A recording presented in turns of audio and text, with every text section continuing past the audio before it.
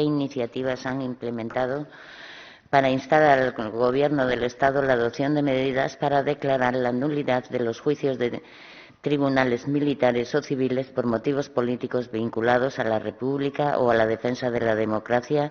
incluyendo las sentencias. Señor diputado, usted sabe que nuestra Ley para la Recuperación de Memoria Democrática en el Principado de Asturias establece en su disposición adicional primera que el Consejo de Gobierno del Principado de Asturias instará al Gobierno del Estado la adopción de medidas de todo orden que procedan para que se declare la nulidad de todos los juicios a ciudadanos asturianos realizados por tribunales militares o civiles por motivos políticos vinculados a la República o a la lucha en defensa de la democracia durante la dictadura o la transición hasta la entrada en vigor de la Constitución española en 1978, incluyendo la anulación de las sentencias de los consejos de guerra, tribunales de responsabilidades políticas, Tribunal Especial de Represión de la Masonería y el Comunismo y Tribunal del Orden Público, con el objeto de satisfacer el derecho a la justicia y reparación por parte de las víctimas. En la primera reunión que mantuvimos, creo que salió en prensa y usted igual lo recuerda, ha estado aquí el secretario de Estado de Memoria Democrática. Concretamente, en el mes de septiembre, creo que fue, de 2020, se abordó la cuestión y se le trasladó nuestra inquietud y de todo el movimiento memorialista asturiano por este asunto y, además, se le preguntó cuáles eran las acciones que el Gobierno de España tenía previstas en este sentido. La respuesta por parte del secretario de Estado fue satisfactoria, puesto que advertimos que el Gobierno de España tenía la misma preocupación y la intención de abordar este tema cuanto antes. Y, como ustedes saben, y el secretario de Estado trasladó a las entidades memorialistas asturianas presentes en la reunión, este tema se aborda en el anteproyecto de la Ley de Memoria Democrática que está tramitando el Gobierno de España. La nulidad de las sentencias condenatorias dictadas por tribunales franquistas por razones ideológicas y con la vulneración de las más elementales garantías del derecho a la defensa y el proceso debido, y una de las reivindicaciones centrales de víctimas, asociaciones y familiares. Estas sentencias dictadas por consejos de guerra y órganos represores, como ejemplo el Tribunal de Represión de la Masonería y el Comunismo o el Tribunal de Orden Público, no se anularon por el sistema democrático, todavía reconociendo así la validez jurídica, como tampoco lo hicieron los hechos por los tribunales de guerra que condenaron a muerte y permitieron que se fusilara a miles de personas, a cientos de miles de personas en España. Una mínima medida de reparación exigiría la declaración de nulidad por parte bien de los legisladores, bien de los tribunales de tales sentencias, y mientras eso no se produzca, van a permanecer como monumento a la infamia y prueba de los restos del franquismo que aún perdura en la democracia española. Como bien usted citaba, la Ley del Principado de Asturias, 1/2009, de 1 de marzo, para la recuperación de la memoria democrática en Asturias, deja claras varias cuestiones y debería aplicarse, ¿no? Entre otras cosas, reconoce que Asturias fue una comunidad especialmente golpeada, tanto durante la contienda bélica como luego durante la dictadura subsiguiente por la represión del régimen de Franco. El gran arraigo, evidentemente, de organizaciones obreras, republicanas y partidos políticos de izquierda en Asturias hizo que la represión posterior a la guerra civil, incluso cuando Asturias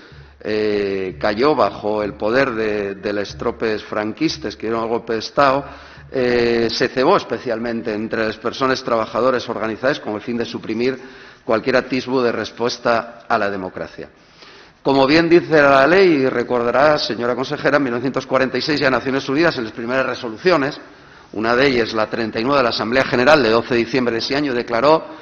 en origen, son palabras de Naciones Unidas, que están en la ley asturiana, en origen, naturaleza, estructura y conducta general, el régimen de Franco es un régimen de carácter fascista, establecido en gran parte gracias a la ayuda recibida de la Alemania nazi de Hitler y de la Italia fascista de Mussolini.